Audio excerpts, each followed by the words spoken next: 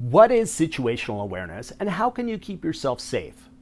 Situational awareness is one of those things that you'll hear a lot of self-defense experts talking about. Well, the good ones anyways. You probably won't hear it from some of the instructors showing truly horrid self-defense techniques that have about as much chance as working as a burnt-out light bulb. But what exactly is situational awareness? How can it keep you safe and how can you learn to do it effectively? Stick around to find out more.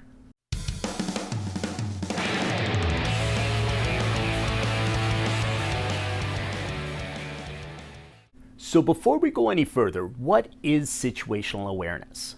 According to the American Psychological Association's Dictionary of Psychology, situational awareness is conscious knowledge of the immediate environment and the events that are occurring in it.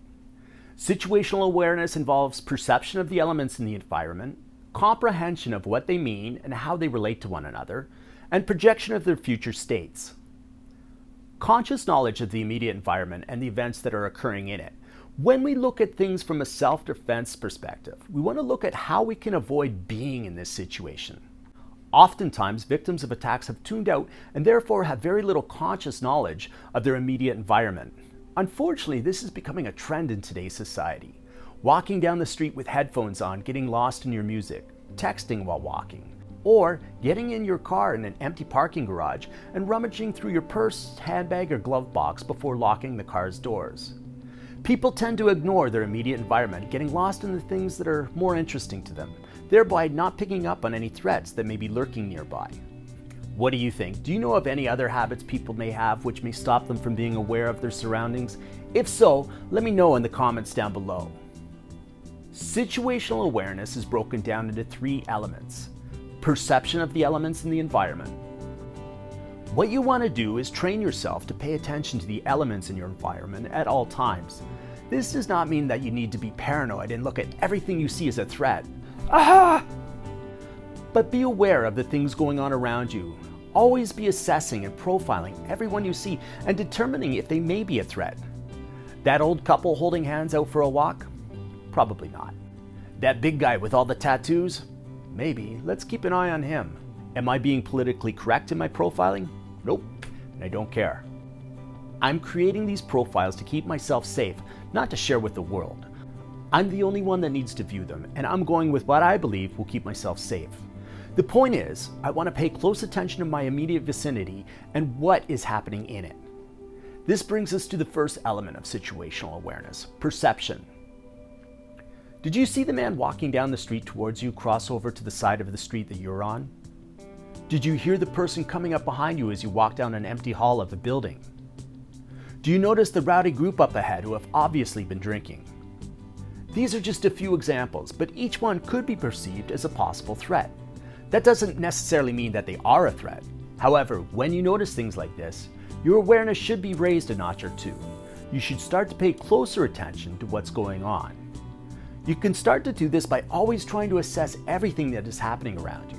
While you don't want to be paranoid and jumping at everything that could possibly be a threat, you should make a conscious effort to see anything that could be a potential threat in order to keep yourself safe. It's kind of like looking in all directions before advancing on a green light. You shouldn't have to, as the people going the other way should be stopping for the red light. But more than one accident has happened because someone has run a red light and the person with a green light assumed they were safe. It doesn't happen often, but it happens often enough that it's worth paying attention to.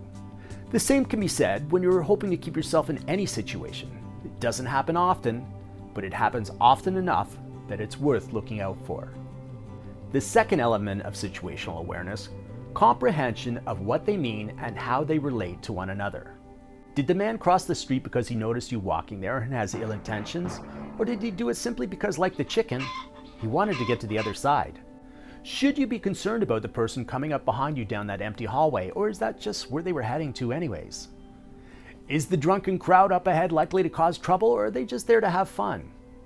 If you do not understand that these things could be a threat, then you are unlikely to do anything about it, leaving you open to becoming a victim.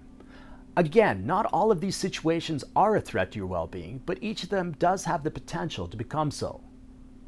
The last element of situational awareness is projection of their future states.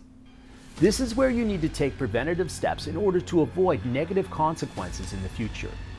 Being proactive, assessing a possible threat will go a long way in your efforts to stay safe.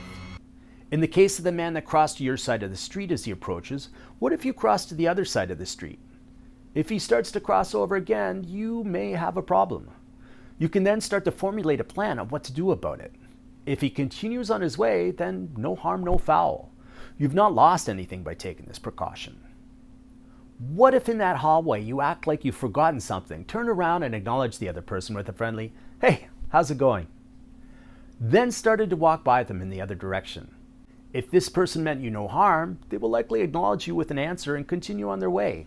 If they do have ill intentions, you've acknowledged their presence, which with some attackers will be enough to discourage them, and you've probably caught them off guard and have delayed their decision-making process long enough to be away from them by the time they realize what has happened. Now, this is dependent upon the type of attacker you may be facing. If you would like to learn more about the different profiles of assailants, check out my video here to see what you may be up against. It's important to note that if you run across the wrong person in this situation, you may have to defend yourself quickly. Depending on where this hallway is, this could include yelling fire or pulling a nearby fire alarm to alert others in the vicinity, opening the door to your apartment if someone else is home, or if you feel you have enough time to close and lock the door before that person reaches you, or being ready to flee or fight if there's no other options. You're walking home late at night and there's obviously a large party going on, with people out on the front lawn being loud and boisterous. So, most likely they're there just to have a good time. For some drunk people though, a good time involves trying to pick a fight with others, and for them, it's even better if there's a crowd to watch. Unless you live very close by, there's probably another route that you could take around this. It may add another couple of minutes to your walk, and it's probably not necessary. But taking that extra precaution guarantees that you don't have to deal with a potentially violent situation. Situational awareness is conscious knowledge of the immediate environment and the events that are occurring in it. Its three elements are perception, comprehension, and projection. Hopefully this video will reach somebody who needs it.